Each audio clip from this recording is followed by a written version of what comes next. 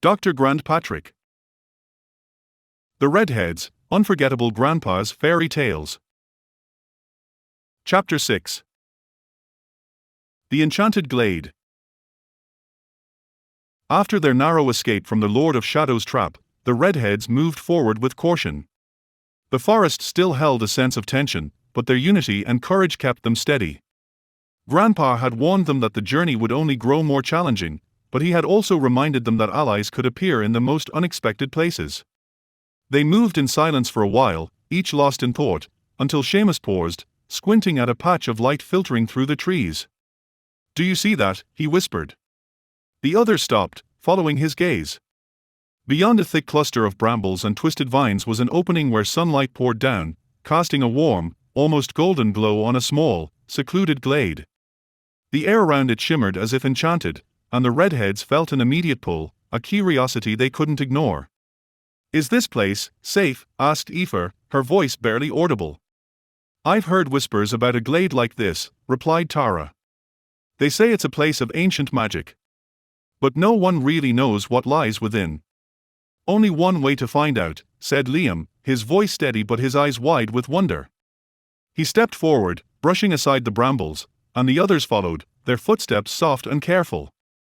As they crossed into the glade, the forest's sounds softened. The air grew warmer, and a faint, sweet fragrance filled the space, like wildflowers in full bloom. In the center of the glade stood a towering tree unlike any they had seen before. Its bark gleamed with shades of silver and emerald, and its branches arched gracefully, spreading leaves of vibrant green that sparkled like they were dusted with morning dew. "What is this place?" asked Eber, gazing up at the tree with awe. "It's beautiful," whispered Tara, reaching out to touch one of the low-hanging leaves. The leaf felt smooth and warm beneath her fingers, and as she brushed against it, a ripple of light passed through the tree. A soft voice echoed from the tree, as if carried by the wind. "Welcome, guardians of the forest." The Redheads exchanged glances, their eyes wide with surprise. Did the tree just speak?" asked Connor, his mouth slightly agape. "I think it did," Niamh replied, stepping forward. "We're here to protect the forest from the Lord of Shadows. Can you help us?" The tree glowed even brighter, and their voice resonated. "I am the Heartwood Tree, keeper of the ancient magic that flows through this land. The forest has sensed your bravery and your bond, and it has guided you here." A gentle breeze swept through the glade, lifting a few leaves that twirled gracefully in the air. Each one shimmered as it floated past the Redheads. "The Lord of Shadows' darkness spreads," the Heartwood Tree continued, its voice rich with wisdom. "But you carry within you a light that he cannot extinguish. The power you seek lies not in magic alone, but in the strength you share with each other." "We know he's trying to weaken us," Patrick said firmly. "But how do we stand against him when he has so much power?"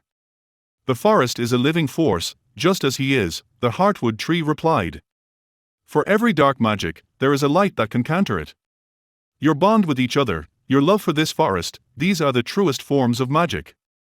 But there is one more gift I can give you to aid you on your journey." The Redheads watched as the Heartwood Tree's bark shimmered. A small, delicate seed appeared on one of its branches. It was silver, with veins of green running through it, glowing softly in the sunlight. "This is the seed of renewal," the Heartwood Tree said. "Plant it in a place where the forest has been harmed, and it will heal what has been broken. Its magic is powerful, but it can only be used once." The Redheads stared at the seed with reverence, understanding the weight of the gift they had been given. "We'll use it wisely," Aisling promised, reaching out to take the seed.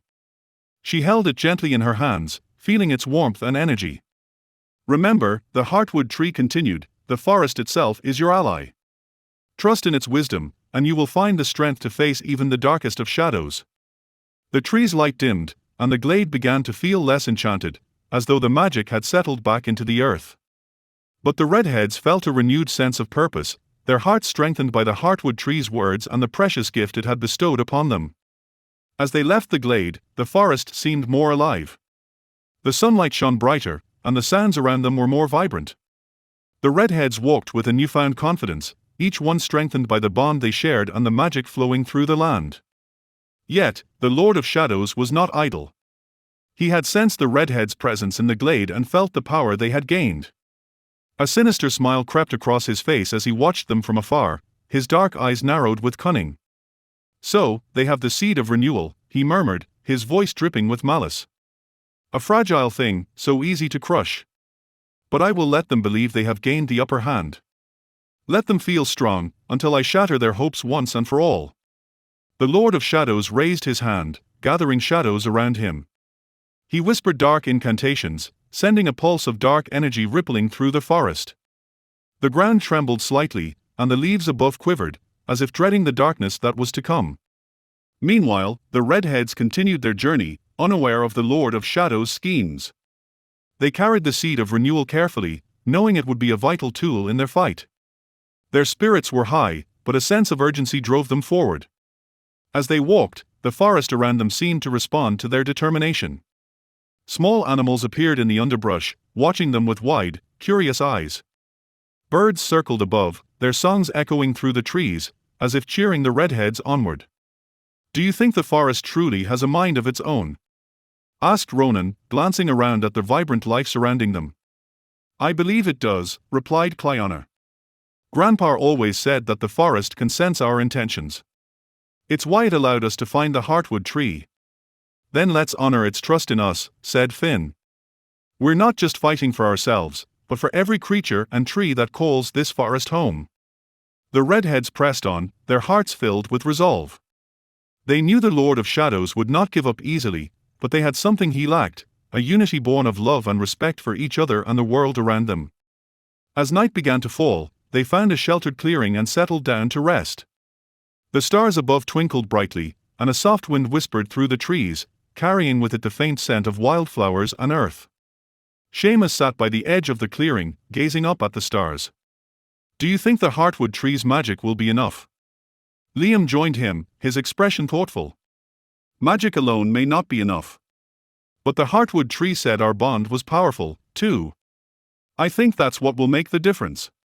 The others gathered around, and they talked quietly, sharing stories and memories that reminded them of why they had taken up this quest.